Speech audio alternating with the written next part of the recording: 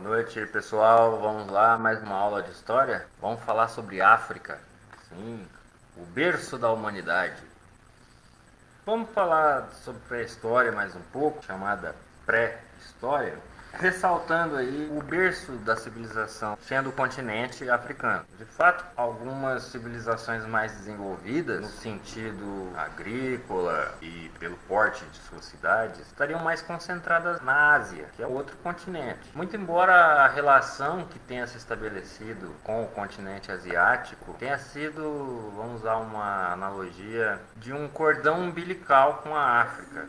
Aquela música do Chico César, né? Mama África. Muitos jovens nunca escutaram, talvez. Vou fazer depois uma live com o violão, cantando algumas músicas aí que foram selecionadas por um projeto paranaense de educação voltado para a história da África, que é muito legal. Eu executava esse projeto lá no Paraná, quando eu ainda dava aulas lá, por 8 anos. Agora eu estou há 3 anos aqui em São Paulo. Ainda não utilizei esse projeto de lá aqui, mas sempre é tempo. São muitas músicas legais aqui no Brasil, vários compositores, artistas, músicas lindíssimas. Gilberto Gil, Rapin Hood, Rapa, Esse Brandão, Sandra de Sá, enfim, são uma série de outros artistas aí também que...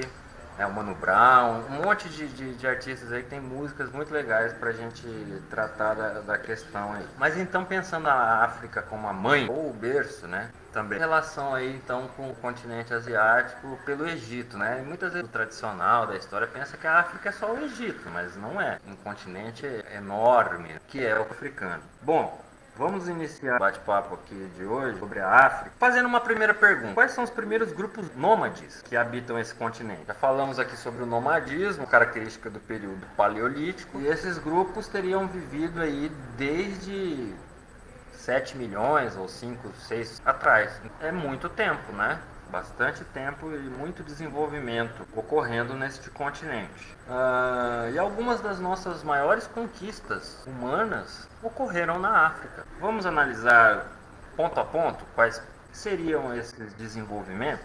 Olha, um continente muito rico, muito diversificado, o lar de muitos animais ancestrais que viveram e deram origem às espécies atuais, por conta do continente estar em grande parte situado próximo à linha do Equador. E vamos falar sobre a história do planeta Terra, que não é a história humana, essa é a geologia, é uma área mais da geografia, mas que pode ser tratada também pela história, sem problema nenhum. Apesar da história ser um tempo humano, desde quando surgiu o ser humano, é o estudo do tempo no espaço. O nosso lar é o planeta Terra. Esse planeta tem uma história, né, dentro da história de um universo ou de multiversos, enfim, aí tem toda uma discussão que vai para dentro da física também, da astronomia e muito mais coisas. Mas quando a gente pensa rico na natureza animal, isso é por conta de várias glaciações que o planeta sofreu. O que é? Períodos de resfriamento da Terra e períodos que esse resfriamento cessou. O continente africano, nessa região próximo do Equador, seria uma das regiões que menos sofreu esses efeitos. Isso permitiu uma abundância da vida ali naquela região. Os motivos ainda da origem do ser humano são muito controversos no continente africano, mas não há dúvida que as maiores descobertas arqueológicas, ou uma das mais significativas realmente, em quantidade, são deste continente. Uma quantidade enorme de sítios arqueológicos, e muitos estudiosos consideram que o fato se deve a essas condições durante milhões de anos de glaciações, e que apresentaram então essas condições que variaram muito. Numa das fases dessa mudança, né, a gente pode observar que existiu um avanço, uma vegetação rasteira conhecida como savana.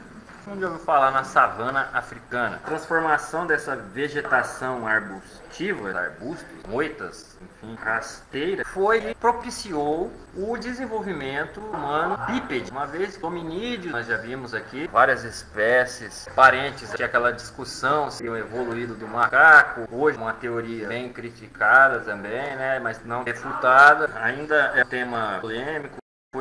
Mais polêmico no século XIX, mas ainda é muito polêmico, por conta da utilização das mãos tarefas manuais, coletar alimentos, práticas manuais para sobrevivência. Essa utilização e esse desenvolvimento foi muito associado à ideia de subir, pular de uma árvore a outra, utilizando cipós como um meio de transporte também entre uma árvore e outra. Enfim, com o desenvolvimento da vegetação diferenciada, a vegetação tendo uma característica mais rasteira, o ser humano passa a ter que se deslocar mais pelo solo, não habitar no lar das florestas. Bom, é uma teoria desse desenvolvimento, então, primeiro aí do ser humano, que é o bipedismo, andar sobre duas pernas. Antes usando as mãos mais fechadas para se apoiar no solo, quase uma forma quadrúpede, o tronco pouco ereto. Pouco a pouco, um desses nossos parentes vai adquirir esqueleto ereto, um pouco mais, cada vez mais ereto. Nós temos várias sociedades coletoras, grupos sedentários que vão surgindo também na África. Vestígios de plantações de banana, por exemplo, mostram a sedentarização relacionada àquele período da Revolução Neolítica, que nós já comentamos aqui em outra aula. Esse deslocamento muito grande passou a ser desnecessário à medida que se observou a domesticação de algumas plantas, algumas raízes que dão frutos alimentícios. Bastava ficar aguardando a colheita, plantando uma variedade mínima para que se desse alimento durante todo o período de um ano, de acordo com as estações. Ali foram se formando os agrupamentos locais, os primeiros povoados, depois viriam vilas, vilarejos, cidades, etc. Além disso, várias evidências disso, não só na questão agrícola. Dentro dos vestígios aí arqueológicos, nós temos vasos, cerâmica, que servem para armazenar, etc. Claro, os artefatos líticos ali, uma riqueza muito grande, nós já falamos lâminas, cortantes, lâminas de pedra, o enxoca, uma espécie de enxada, parece um machado. Tem o próprio também de lâmina de pedra, né, com um cabo, pontas de lança. Os restos de fogueira, né, manipulação ali desde do Homo habilis com relação ao do fogo. Os restos de fogueira trazem vários indícios arqueológicos que permitem datações também. Quando que foi utilizada aquela fogueira? Estudo importantíssimo. O nome científico ele é binominal. Normalmente em latim, as espécies, uma convenção da ciência biológica. Na maioria das vezes, o segundo nome se refere às características físicas ou habilidades, nem sempre, mas é a própria espécie. E o gênero, a família, enfim, o outro nome. São dois nomes. Por exemplo, o Sahelanthropus chacadensis indica um hominídeo que vivia na região do Chad, que é um país africano. O Homo habilis, que significa homem habilidoso, diferenciou pela fabricação de instrumentos simples, como facas, pedras lascadas. O Homo erectus, o homem ereto, né, de porte ereto, com um esqueleto similar a este nosso já. E o Homo sapiens, com um cérebro mais desenvolvido, uma capacidade de transformar o ambiente. O Homo sapiens surge também na África. Nossa espécie vai migrar para outros continentes, se espalhar pelo mundo, sobretudo de um período de 10 mil anos para cá, principalmente. Claro que antes já existia essa migração, por volta de 50 mil anos, né? Por 10 mil anos a gente tem um desenvolvimento maior de tudo isso. E na própria África existe então uma história de 10 mil anos para cá. Poderíamos pensar em civilizações chinesas, 10 mil anos para cá, na região da Mesopotâmia, poderíamos pegar esse recorte também para começar, mas eu supus que a gente poderia já iniciar pela própria África por conta de toda essa questão, mas na longuíssima duração. Vamos ver aqui 4 principais troncos linguísticos. Como eu já disse para vocês, né, a gente iniciou com a América, é onde a gente vive, a América do Sul, o Brasil, que é um território que nós vivemos. Nós vimos que no Brasil existem 4 grandes troncos linguísticos desses povos que viviam aqui na longuíssima duração. Na África isso também ocorreu. Também eram 4 grandes troncos linguísticos. Nós podemos ressaltar aí os 2 mais difundidos. Um que tem uma relação muito próxima aí com a Ásia, com a língua hebraica e o árabe, que estabeleceu essa relação, como eu disse há pouco, de cordão umbilical, que é o afro-asiático. Constituiu várias civilizações, como o Egito, que nós vamos ter uma aula dedicada, claro, ao Egito Antigo, em outro momento. Outro grupo grande é o Níger cordofânico, ou Níger cordofânio.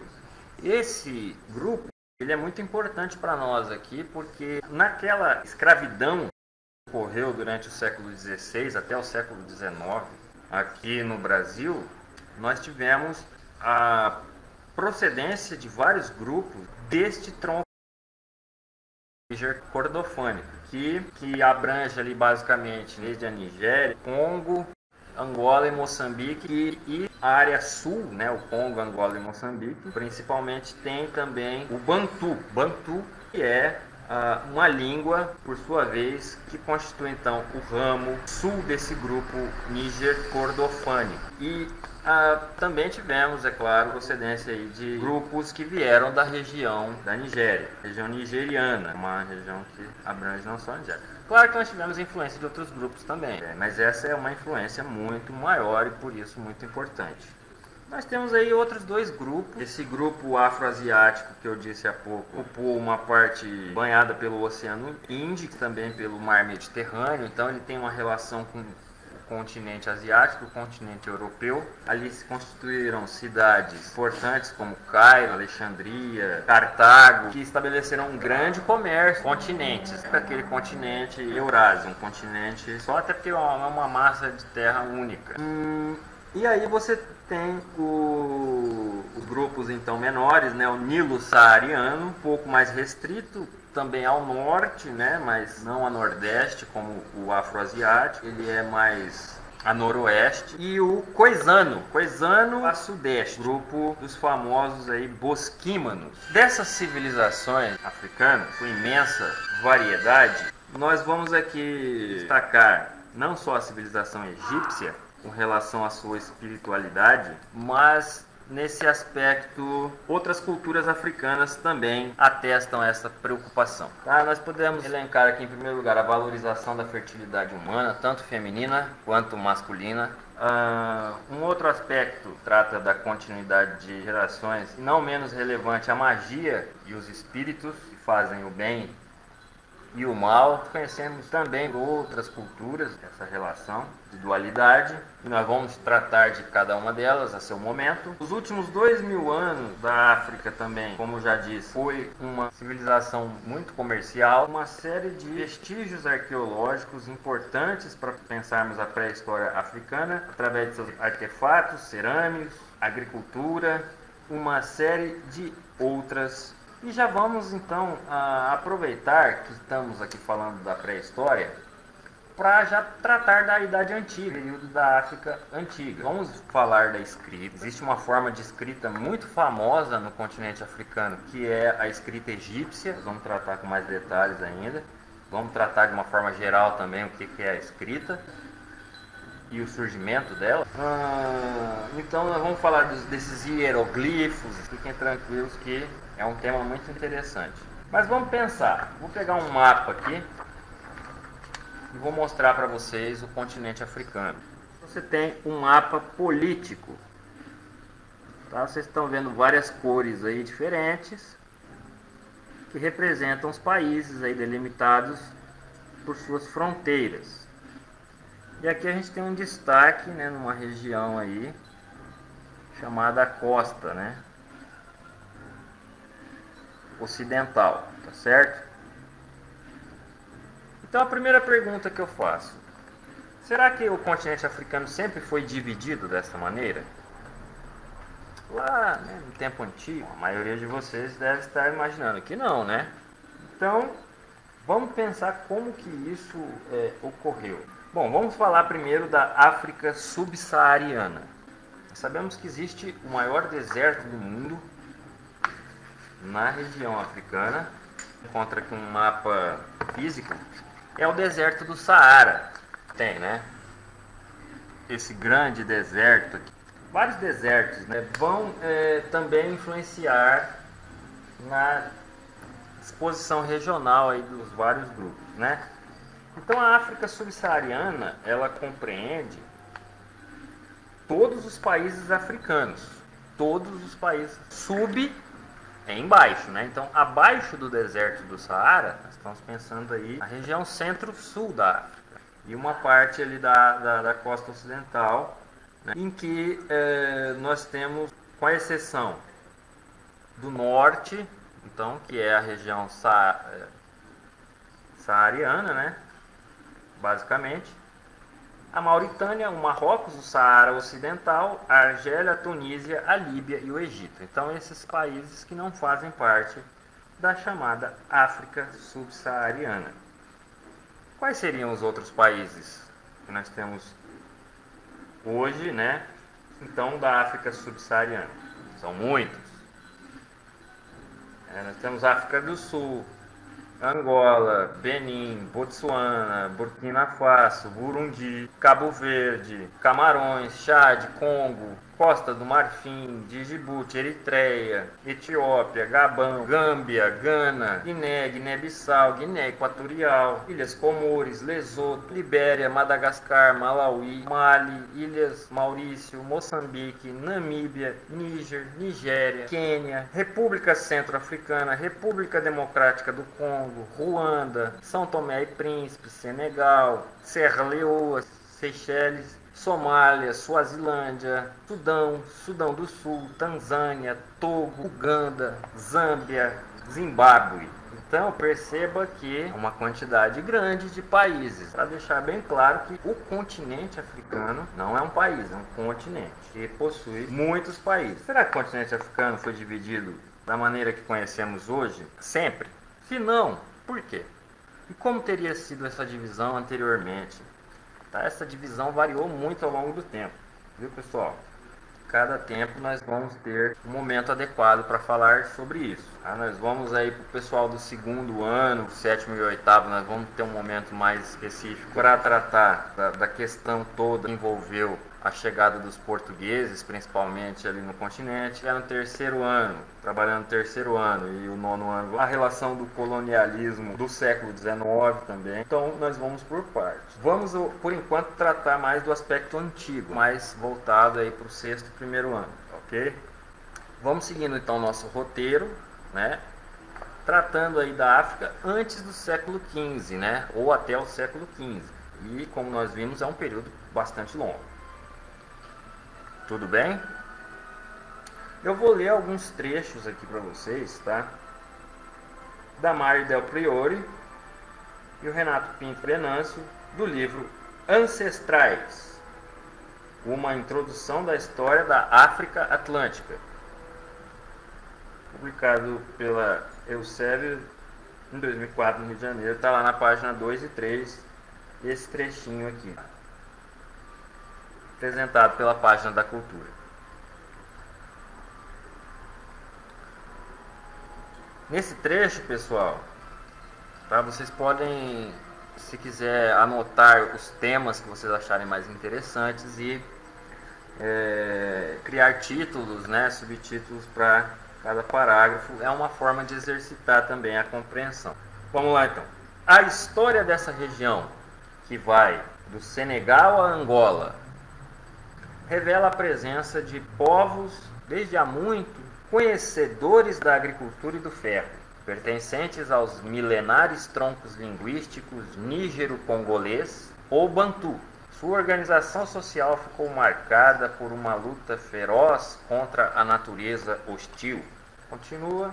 Desde o século X, estas áreas de intensiva produção agrícola e cultural foram se multiplicando por vales fluviais e terras altas, em que qualquer lugar onde a enxada de lâmina estreita ou um bastão para cavar, instrumentos da sobrevivência cotidiana, pudesse fecundar o solo. Foi assim que no século XI, um povo chamado por seus precursores de Telen se instalou nas falésias do Mali para cultivar as bordas do extenso planalto de Bandiagara, nas frestas de pedras, em profundas cavernas.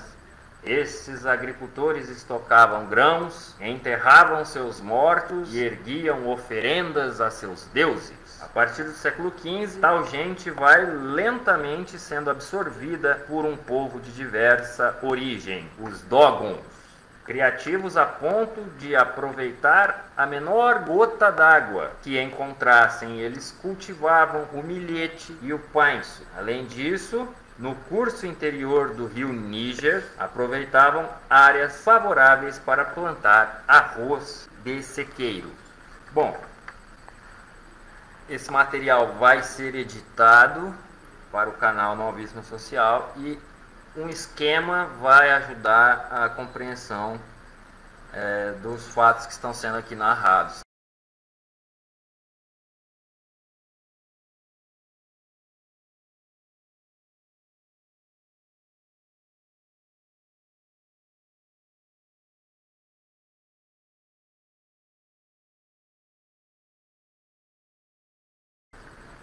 Bom, eu gostaria de ler outro trecho, mesma obra, tá? A gente continua aí. Uma finalidade aqui da gente ver mais sobre essa prática da agricultura, podemos discutir, e a produção e armazenamento agrícola que não eram primitivos, como foram muitas vezes rotulados, e também a metalurgia e o trabalho com ferro. Por exemplo, que na América do Sul isso não existia, no entanto na África isso existiu. Agora esse trecho está lá na página 12. Entre os Cubas do reino se localizava a nordeste da região do Congo.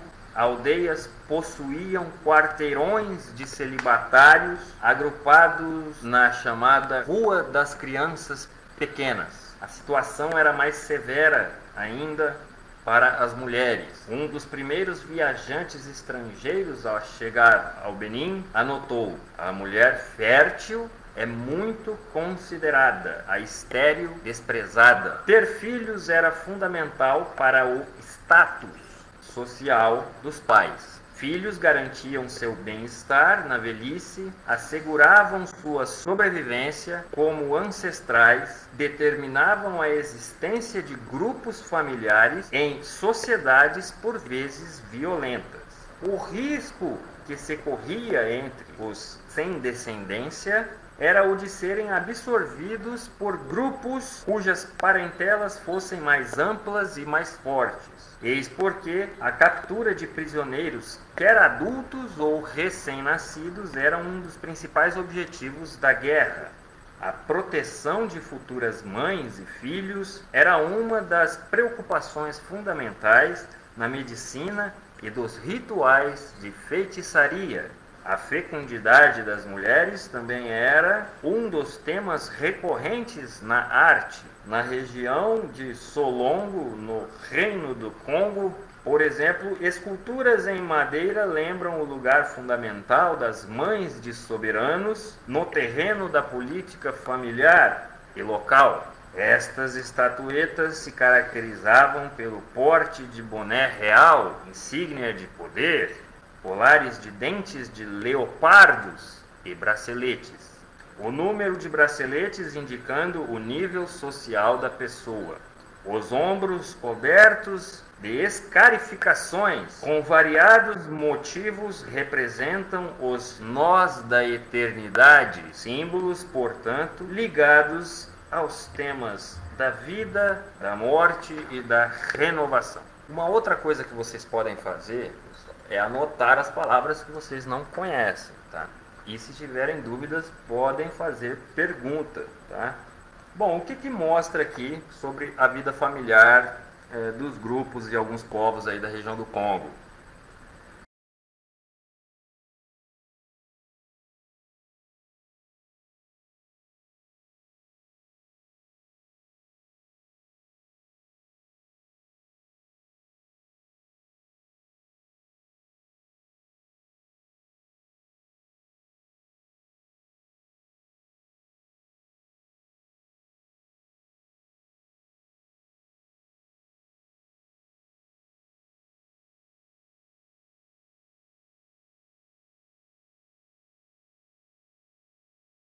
Vocês devem ter notado a importância, né, do casamento, da maternidade na sociedade, e que tratava de forma discriminatória os solteiros e os que não tinham filhos.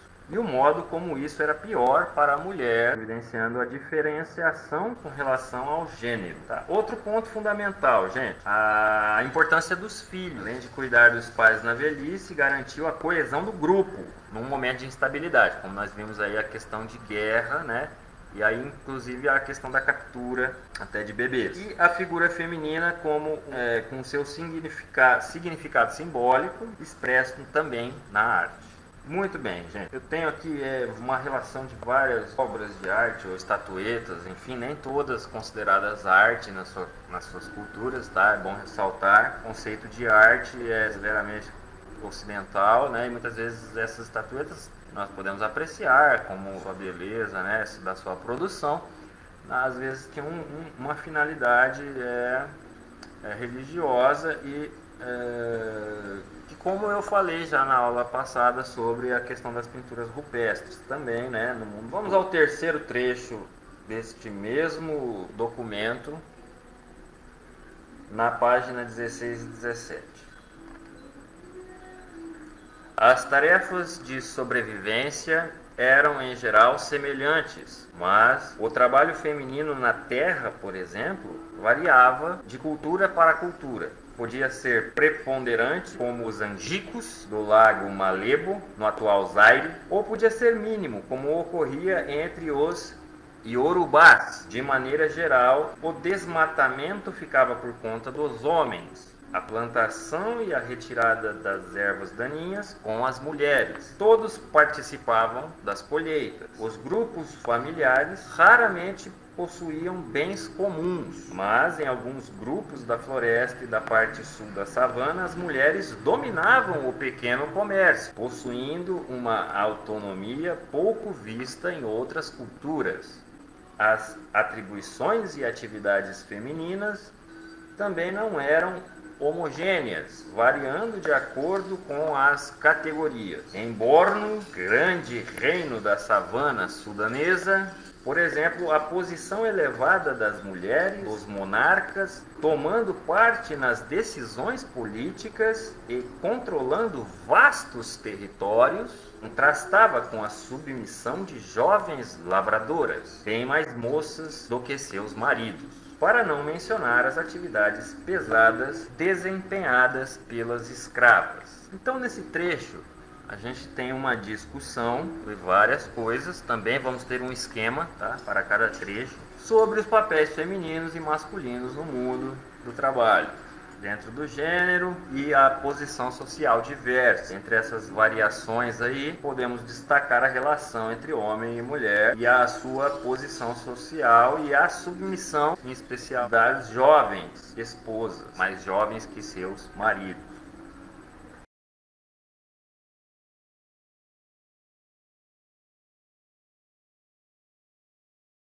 Seguindo no mesmo documento, página 24 e 27, esse é o quarto trecho. A maior parte dos autores considera difícil reconstituir as ideias e práticas religiosas, pois essas eram constantemente renovadas. Os bantus mantiveram certa homogeneidade religiosa, da qual sua língua é testemunha. Certas palavras provam ideias sobre um espírito criador, espíritos de ancestrais e da natureza, filtros e feitiços, rituais e feiticeiros eram comuns.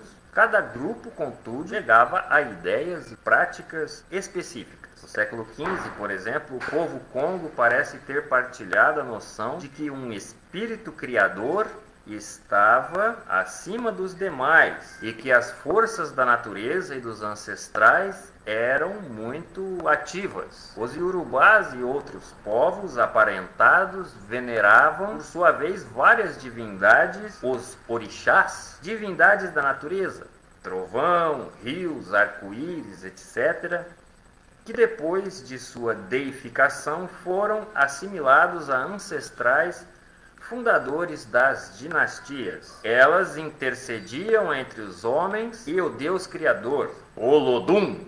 Entre esses orixás, Xangô, com o rosto sempre coberto pelas franjas de sua coroa de contas, tinha um lugar especial no panteão dos deuses. Terceiro ou quarto rei de Oió, cidade situada ao norte do reino Yorubá, na Nigéria, ele era ao mesmo tempo temido no que diz respeito à justiça e venerado por suas manifestações que trazem chuvas regulares. Os Yorubás e outros povos aparentados serviam a um orixá, quer por herança, quer porque a divindade, por intermédio de um adivinho, os teria escolhido. Alguns orixás eram reconhecidos em certas aldeias ou cidades, outros em toda uma área cultural. As coisas mudam quando surge o Islã. Esse se expandiu pela savana, em boa parte, graças ao comércio. Onde houvesse entrepostos, ele se instalava. O Alcorão chega junto com as barras de sal, os fardos de tecido, cestos, os objetos de cobre e os alimentos.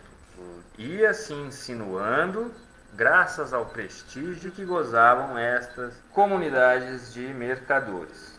Bom, nesse trecho nós percebemos que a chegada do Islã, uma série de produtos talvez diferentes, criaram aí uma hierarquia de objetos, símbolos de uma certa opulência ou de uma certa ostentação. Isso não significa que o comércio já não existia na África, como nós já podemos perceber, como que foi dito anteriormente, da importância de antigas cidades já citadas, principalmente no Egito. E outras coisas aqui que são tratadas neste texto são algumas questões religiosas, manifestações existentes.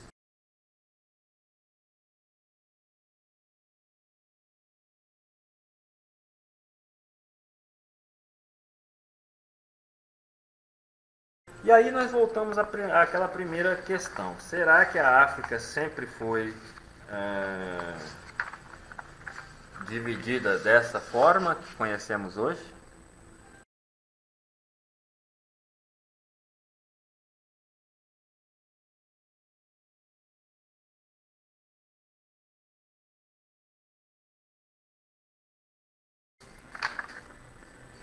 Podem fazer os seus comentários, podem fazer perguntas, podem participar no chat, no stream, podem participar na entrega também de redação de texto, podem anotar as palavras que você não conhece, pesquisar no dicionário. Se você não encontrar alguma palavra no dicionário, pergunte para o professor. Tudo bem?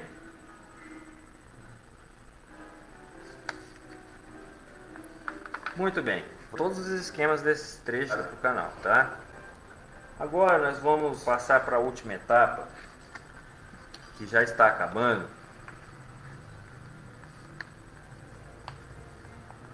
Nesse mesmo documento da Mar del Priore, Renato Pinto Venâncio, Ancestrais de uma Cultura, a História da África Atlântica, vamos ver um trechinho agora na página 138. Civilizados até o tutano dos ossos. A exclamação entusiasmada veio de Léo Frobenius ao estudar a organização, a solidez e a opulência do chamado pelos europeus Reino do Congo, situado ao sul do Golfo da Guiné. E por que o espanto? As razões eram várias. Ao chegar aí, os portugueses encontraram uma estrutura estatal organizada. É óbvio que organizada não aos moldes europeus, mas africanos. Esse é o pequeno trecho. E o que pode indicar o espanto dos europeus ao concluírem que o Reino do Congo era civilizado? Perguntinha aí para vocês refletirem.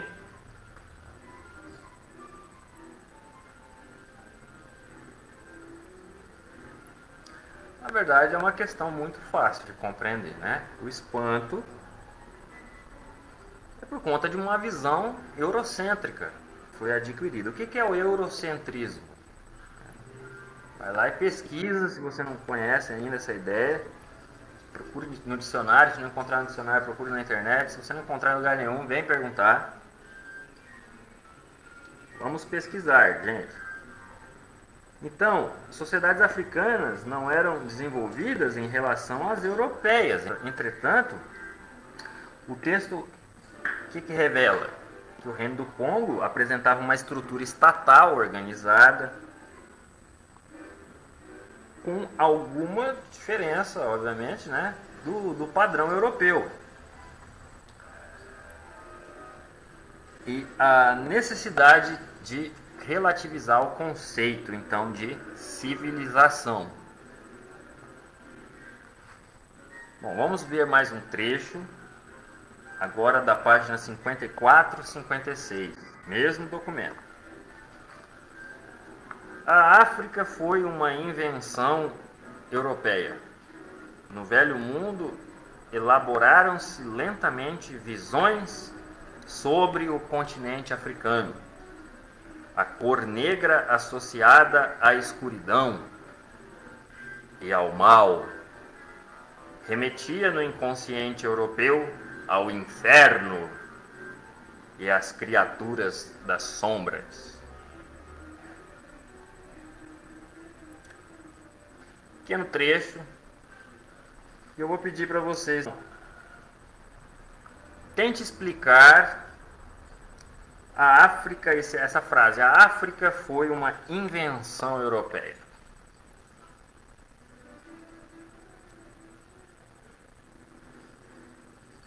Qual que é a problematização que está sendo aqui trazida?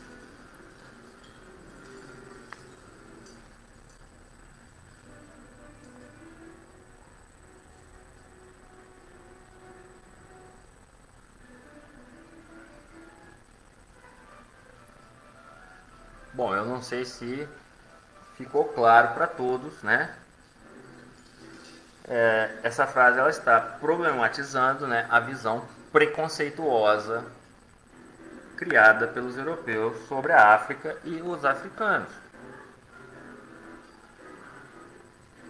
ratificando uma supremacia branca europeia. Agora, nós vamos passar para um outro documento, né? Porque quanto mais documentos a gente puder pesquisar, e eu vou trazer os últimos africanistas quando tiver uma aula mais teórica sobre antropologia, como a primeira que já teve lá nos primeiros vídeos do canal.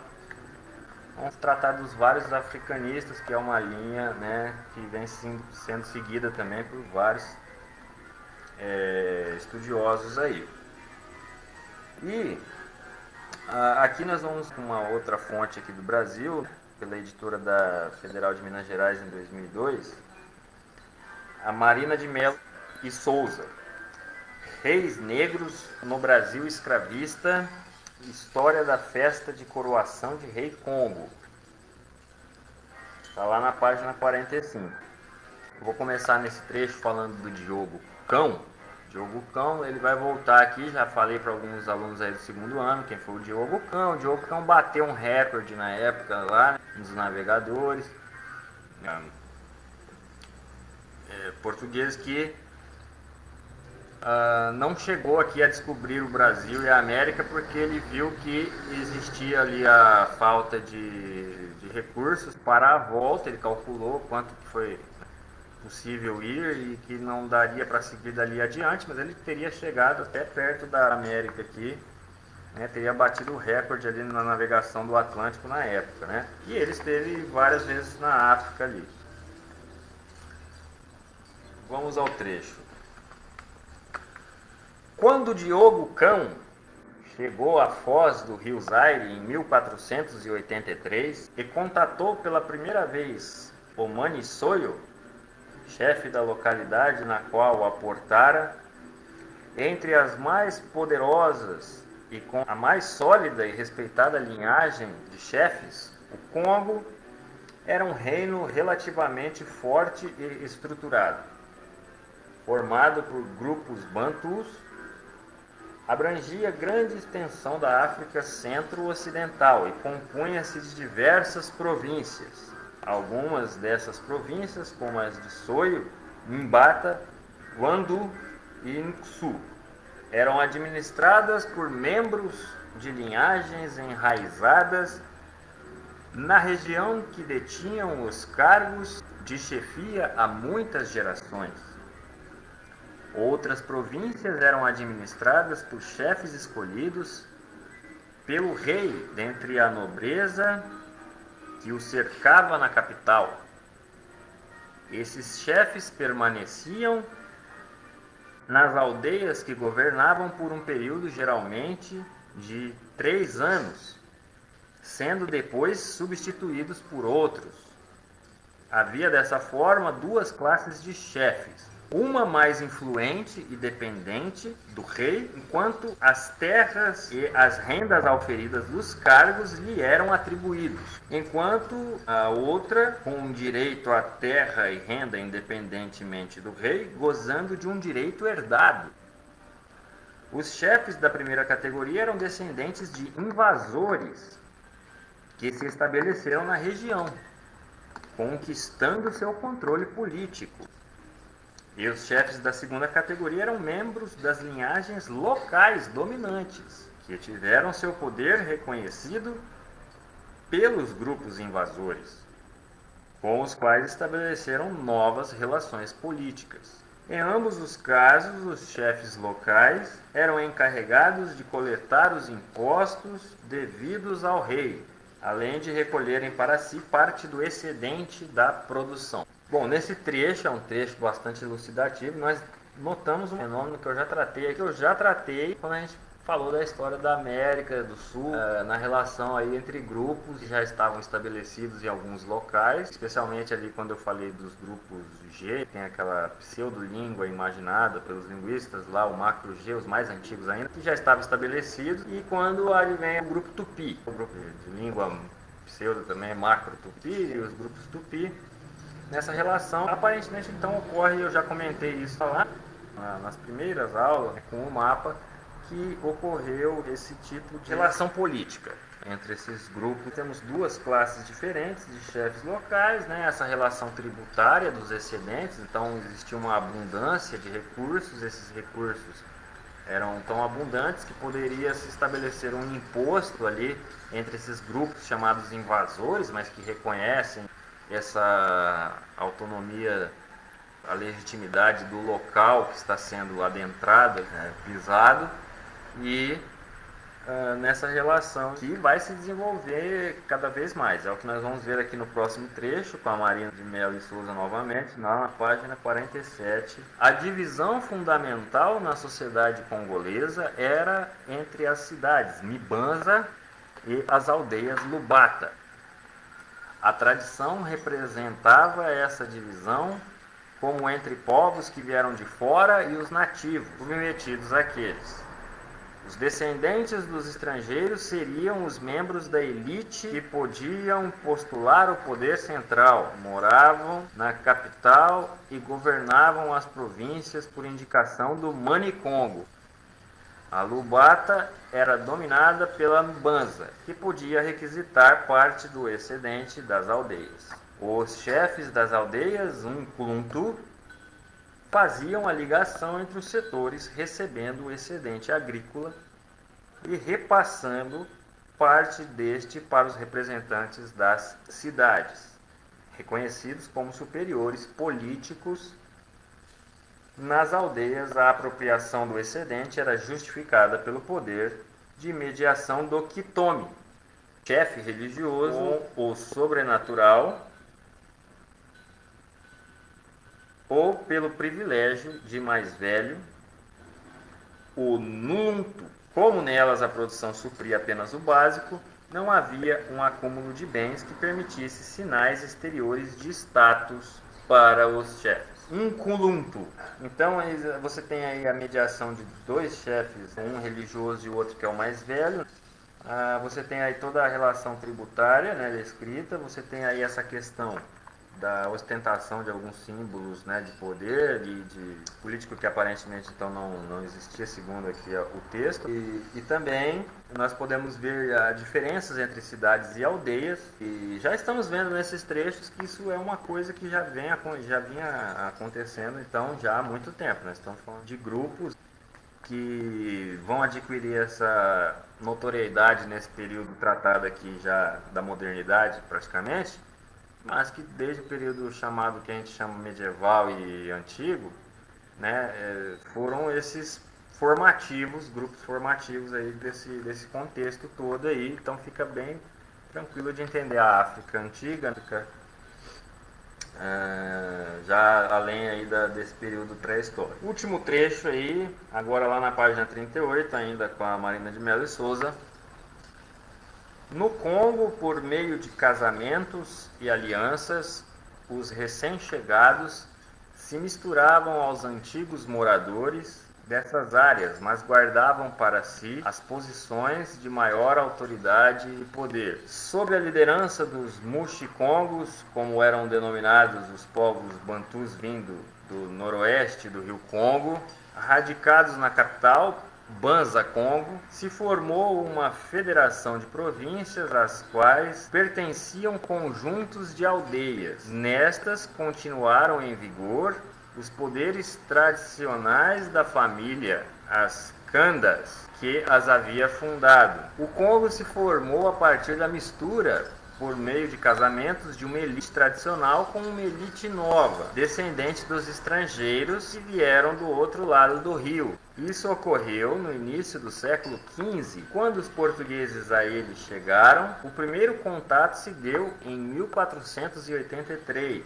Encontraram uma sociedade hierarquizada com aglomerados populacionais que funcionavam como capitais regionais e uma capital central, na qual o Manicongo vivia em construções grandiosas, cercado das mulheres e filhos, conselheiros, escravos e ricos. Bom, eu solicito aí que vocês que se interessaram, pessoal do primeiro ano, que pesquisem, mas não é uma pesquisa obrigatória. Eu acho que o mais importante que a gente percebe é, com esses trechos aqui que foram lidos, sobretudo esse último aqui, que o Congo constituiu os casamentos da elite tradicional, da nova elite, descendentes dos estrangeiros provindos lá do outro lado do rio. Então nós vemos esse processo de formação do Congo, na importância, como eu já havia dito aí, da região, para compreendermos, né, também a contribuição da cultura africana aqui no nosso território, já que ele vem daquele tronco linguístico principal, né, o Níger cordofânico, né, tratamos. O casamento poligâmico, várias questões aí que são inseridas, né, o poder e prestígio do chefe, dos casamentos, e toda uma questão que é trazida aí. Temos dois tipos aí de abordagens, seus esquemas aí para ajudar, tá?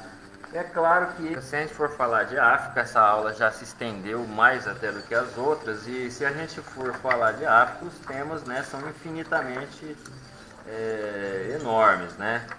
Nós temos mais de 1000 línguas no continente africano, assim como aqui na América do Sul, como nós já vimos. A maioria dessas línguas, dialetos, idiomas, eles não estão em extinção. Grupos que variam de centenas de pessoas até os bem maiores. É diferente do que acontece aqui na América do Sul. Muitos já foram extintos e vários ainda, né, grupos estão em vias de ter seus dialetos extintos. Lá você tem isso, mas é muito raro. Aparentemente, tá, pessoal? Quem discordar aí de qualquer coisa pode se manifestar, tá? Eu acho que o debate aqui ele é propício para que nós possamos compreender, né, todos os fatores aí históricos aí que estão sendo aí apresentados. Então, nós temos aí muita coisa sobre a arte, sobre a religião, tá? Tem um museu em São Paulo, que é muito legal. A professora, amiga minha, foi lá, professora de língua portuguesa, tirou fotos e me mostrou. Eu vou ver se eu entro em contato com ela para conseguir as fotos lá desse museu, que é fantástico. E vou trazer também uma visita que eu fiz a um museu que não é tão conhecido, que fica num zoológico, uma área preservada no litoral de São Paulo. Tem obras de arte também fantásticas sobre a cultura africana aqui no Brasil, de um artista da região da Baixada Santista, e eu vou trazer isso em mais detalhes numa outra ocasião, tá? Bom, eu poderia aqui ressaltar várias outras línguas, vários outros grupos, tipos de habitação, por exemplo, como esses aqui que vocês podem ver, habitações antigas e atuais. Aqui, por exemplo, eu estou nessa fonte aqui que é o Atlas das imagens africanas, aqui na National, né? Bastante coisa aqui. Tem a fonte que eu já citei numa outra aula, né, que é a história da África, que foi feita pela Unesco, que vale a pena, tem PDF e é gratuito. Você baixa todo o conteúdo em menos de um segundo no PDF, aí é só procurar na internet. Tá, cestarias, olha aí, coisas maravilhosas, cerâmicas, né? Como a gente encontra no mundo inteiro, né? As estatuetas, né? Muita coisa feita com ouro também, com madeiras nobres como o ébano. Tem então bastante cultura aí, né?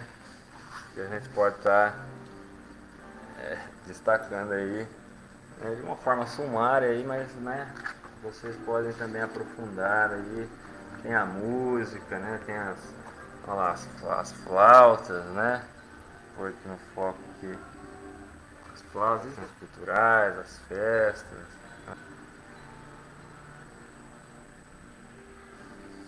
Perceber.